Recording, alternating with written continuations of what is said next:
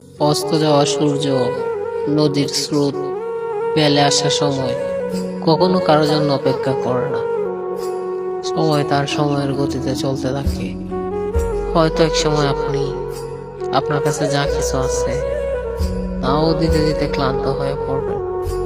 তারপরও কারো চাহিদা পূরণ করতে পারবেন না, হতে পারবেন না বোনের কাছে ভালো ভাই, পারবেন না হতে বোন কাছে ভালো স্বামী, এমনকি ছেলে মেয়েদের কাছেও ভালো বাবা হয়ে উঠতে পারবেন না। সবার শুধু চাহিদা আর চাহিদা।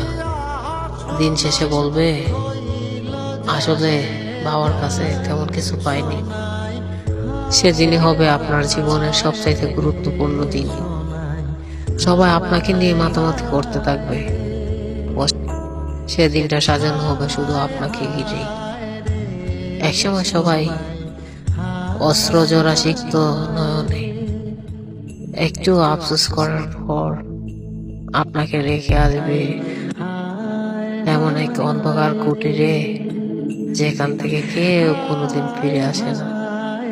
এখানেই শেষ হবে আপনার জীবনের চাওয়া পাওয়ার গল্প।